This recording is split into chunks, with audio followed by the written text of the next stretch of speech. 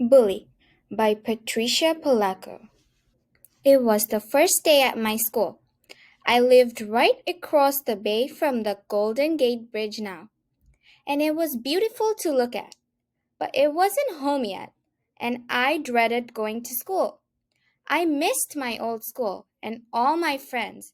My stomach was churning and my heart was pounding out of my chest.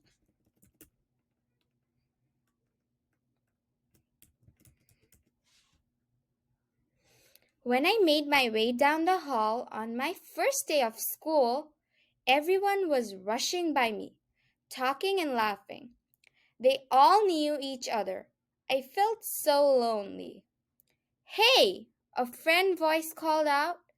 You look how I feel. Are you new here too?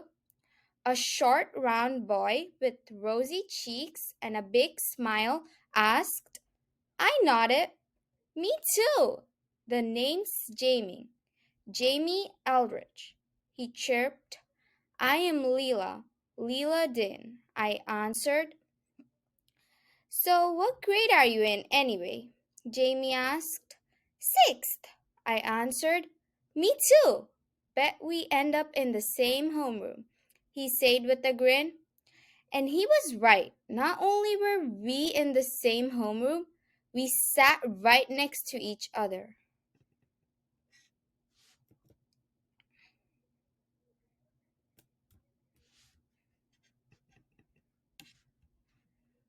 It didn't take very long for Jamie and me to become fast friends.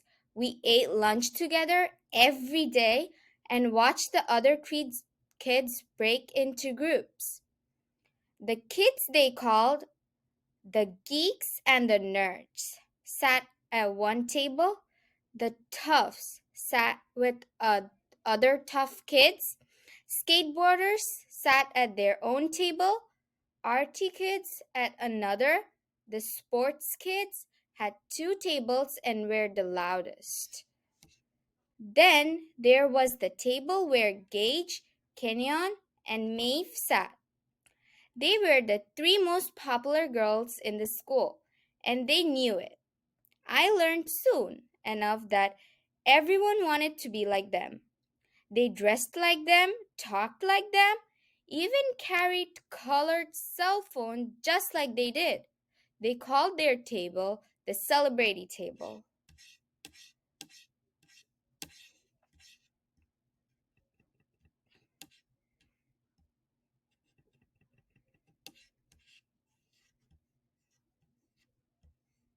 As the weeks passed, I got to know a lot of other kids at school, and I liked them a lot. Jamie, by far, was my best buddy. It wasn't as if I had a crush on him or anything like that, but we were best friends for sure. Gage, Kenyon, and me fascinated me even though they completely ignored me. That is, until I got the highest grade on a social studies essay. Mr. Rosen held up my paper and told the class how good it was. Gage gave me a really strange look and whispered, I always get the best grades in this class. Then she winked and smiled. It made me very uneasy.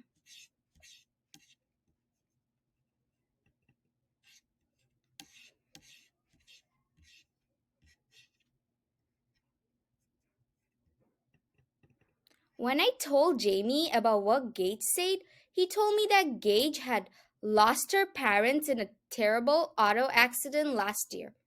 That would be horrible to lose your parents, I said thoughtfully. Yeah, but she seems to milk it for all it's worth. Most kids are afraid of her. You really need to be careful around her, Leela. A week later, I told Jamie I was going out for cheerleading. He warned me again. That's Gage, Neve and Canyon's territory, Leela. Be careful.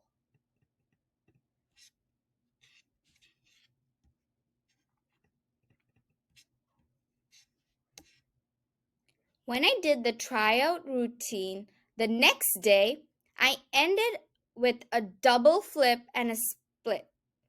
It wasn't in the routine, but I had taken gymnastics since I was 7. I knew that I had nailed it. I thought my big ending would give me an edge. I guess I was right because when they read the names of the 4 new cheerleaders, they read mine first. Gage, Kenyon, and Meave actually smiled at me.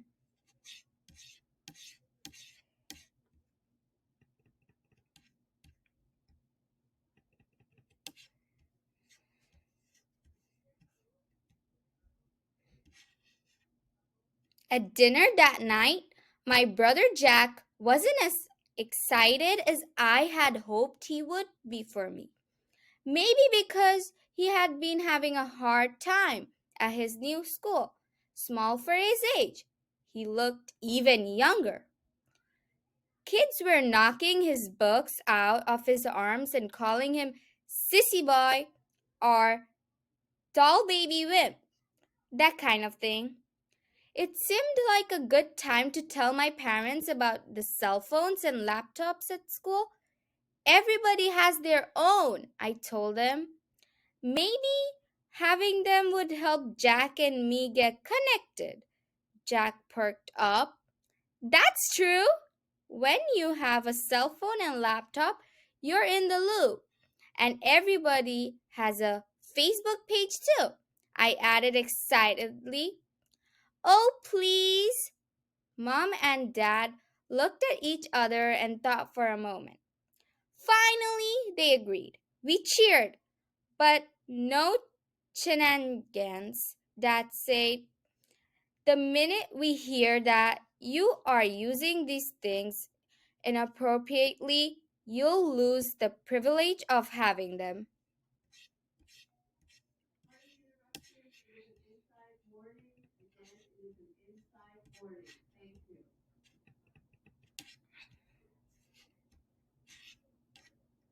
Jamie helped Jack and me put our Facebook pages together.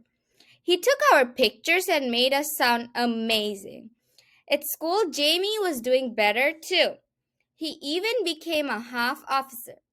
That meant that he went around to classrooms and collected attendance slips. Then he had bring them back to the office and record them. He was really trusted.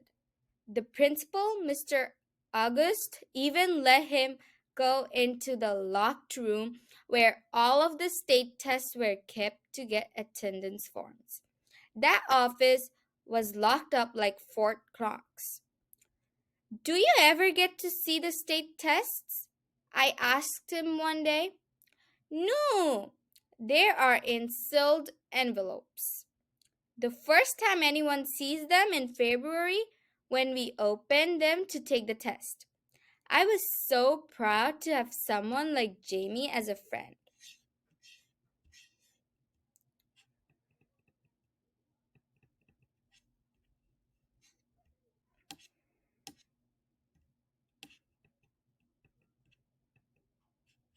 Gage Meave and Kenyon was actually starting to be nice.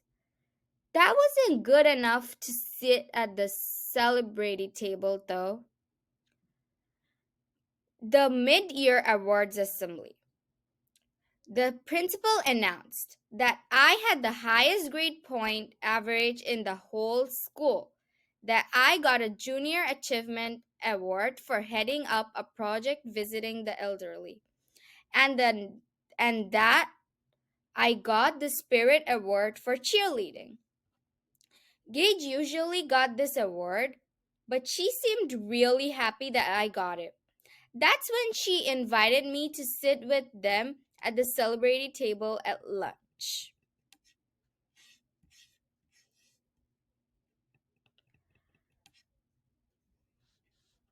Jamie was disappointed that I wouldn't be sitting with him, but understood that this was a girl thing. Just as long as we still watched science fiction movies on Friday nights together, he said, well, with a broad smile. But before I got to sit at that table, in fact, that every night, Gage invited me over to her house for a makeover. I had to look way cool, she said. I went and I did.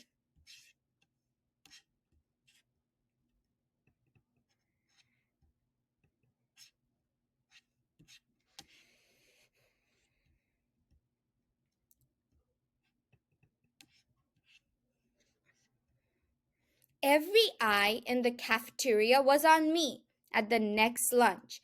I was sitting with the coolest girls in college. Gage, Kenyon, and Neve chatted about clothes, makeup, and boys. Then she leaned into me. Let's get our mothers to take us to the mall tonight. We can look at clothes, maybe even eat at the ground cow. I'd love to, I blurted out. I couldn't believe my luck. Then I realized that was when Jamie and I watched our science fiction together. As we got up and walked by his table, he smiled at me. See you tonight, Gage hissed. Are you telling me that you're still friends with that? OMG, he's such a blimp, Kenyon spat out. They all laughed. After that, I found myself pretending I didn't see Jamie. I still liked him a lot. We still had most of our movie nights, but I was torn. He became my secret from them.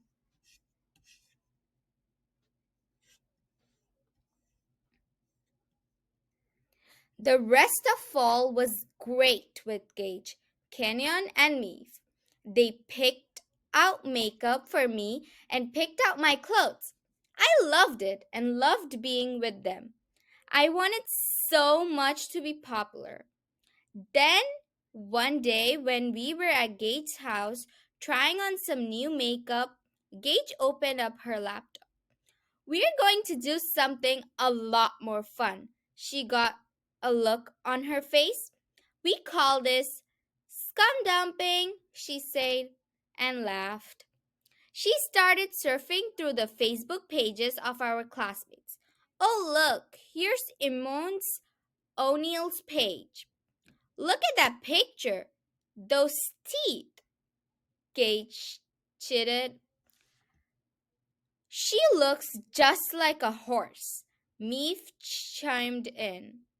They all laughed, and I have got just the right comment.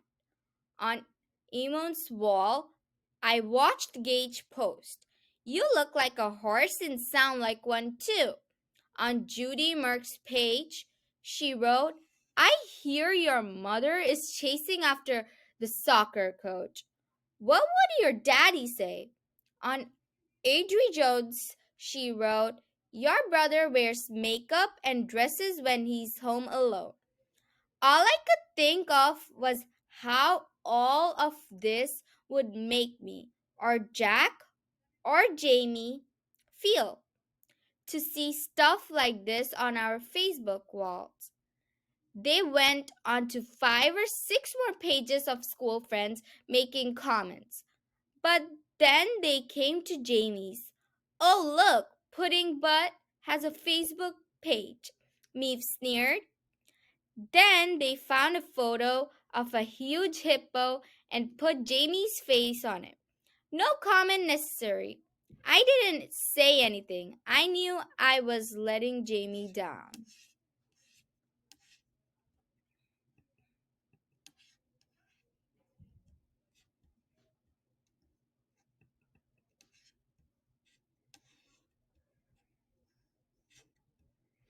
Having a laptop and cell did not help my brother. He was getting really mean messages like these almost daily. I didn't know how to help him. And a day later, on our Friday night, I asked Jamie, Jamie, why do people gang up on each other? Jamie shrugged. You should see some of my messages. My face flushed.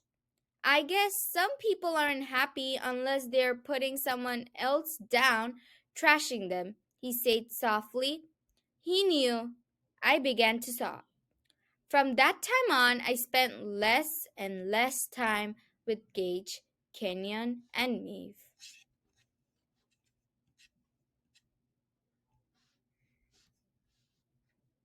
I sat with Jamie at lunch the next Monday.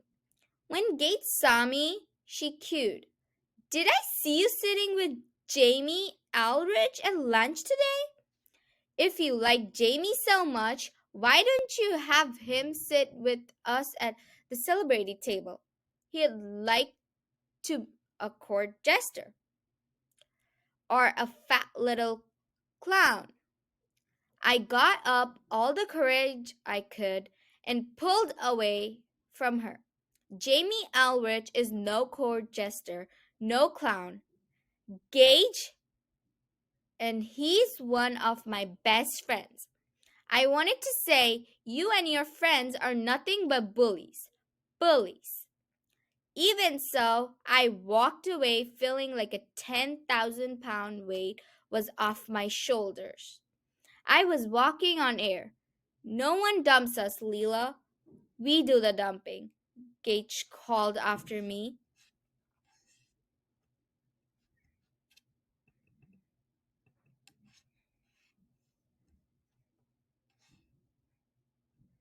Then the week of the state test arrived. I just didn't know how to study for them. They covered everything we'd learned in the fall and more. The day of the tests, everyone had to turn in their cell phones at the office. We also had to put our laptops, if we had one, in our lockers. Jamie sat right next to me in the test room. Gage, Meave, and Kenyon were on the other side of the room. It was a timed test that took over an hour. When we finished, I sat with Jamie at lunch. Gage, Miv, and Kenyon strolled by me. They smiled and seemed really friendly. A week later, the test scores were posted. I got the highest score on the test, 99.6%. That felt so good. Jamie did really well too. 99%. I noticed that Gage was third. Not bad. 97.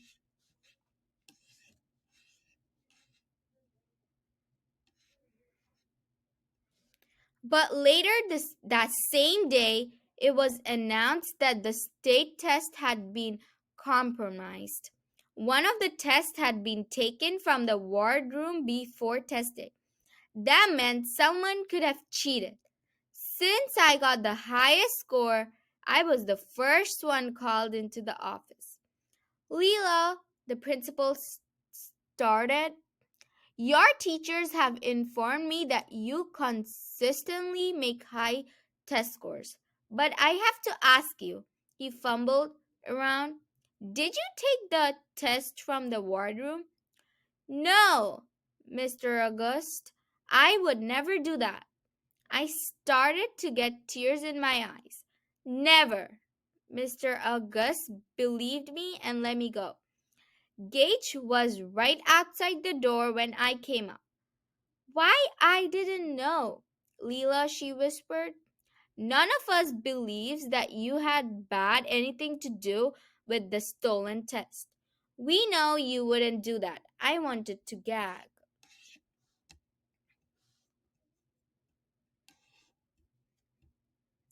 By the time I got home that night, I was all over Facebook, MySpace, YouTube, and the school homepage.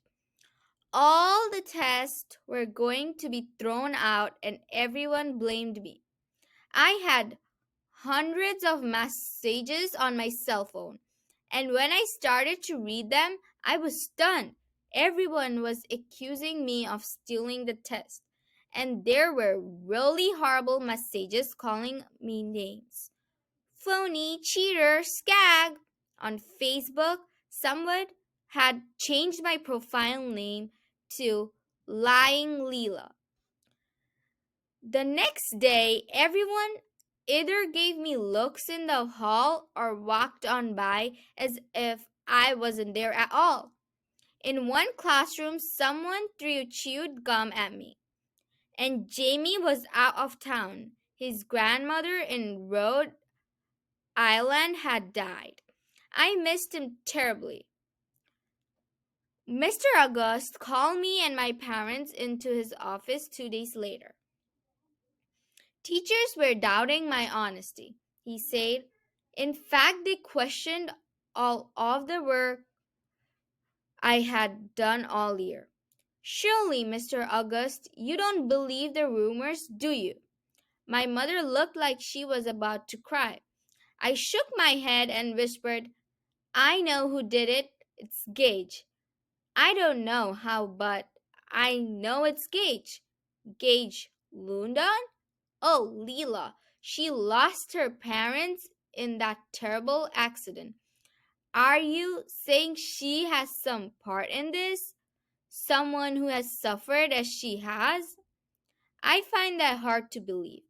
Why she is one of the few other kids defending you? In my heart, I knew Gage was behind all of this, but now I knew no one would believe me. My life was miserable. No one at school would talk to me. It was as if I wasn't even there. Kids started throwing things at me when I was cheering, and there were more and more horrible messages on my cell phone and on my Facebook wall. When Jamie got home, finally, I told him everything, but he just sat and watched me cry. Then he got a strange look on his face. Leela, I think I can help you. Just sit tight. Then he left.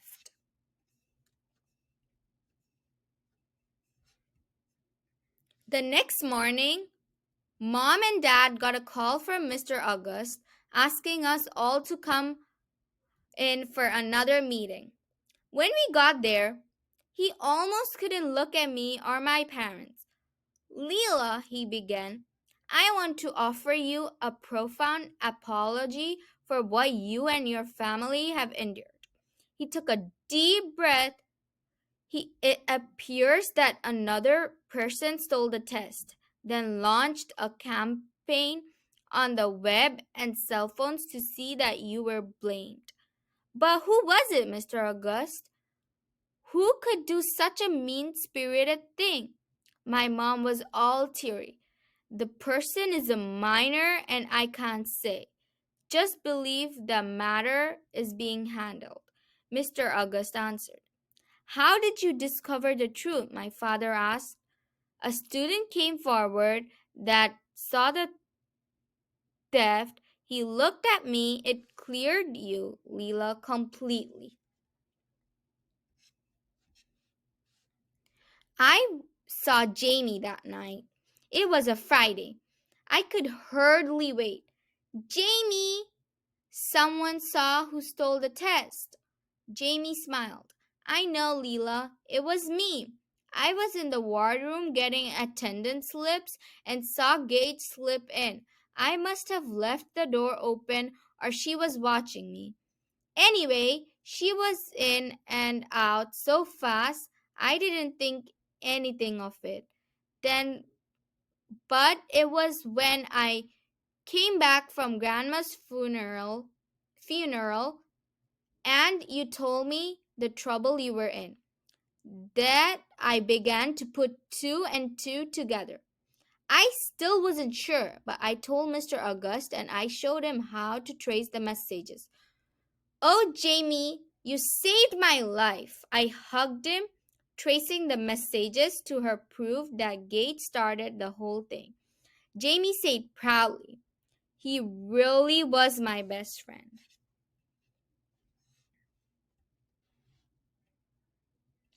A lot of things happened after that.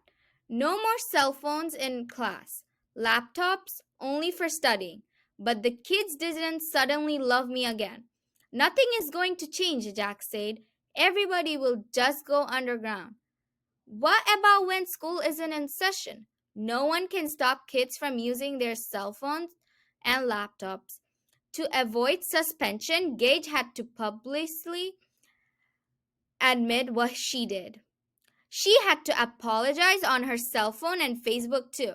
But somehow I feared her apology would be lame. We'll see. She could still convince everyone that she was forced into being humiliated by me and Jamie. I had heard of a scapegoat before. Now I knew what it was to be one. Jamie says that pathetic kids like Gage will always be looking for someone to go after. My dad said, think about it, Leela. In order for people like Gage's candle to glow brighter, she has to blow out yours. But I have a decision to make. Should Jamie and I go back to school, hope for the best, or should we go to another? What would you do?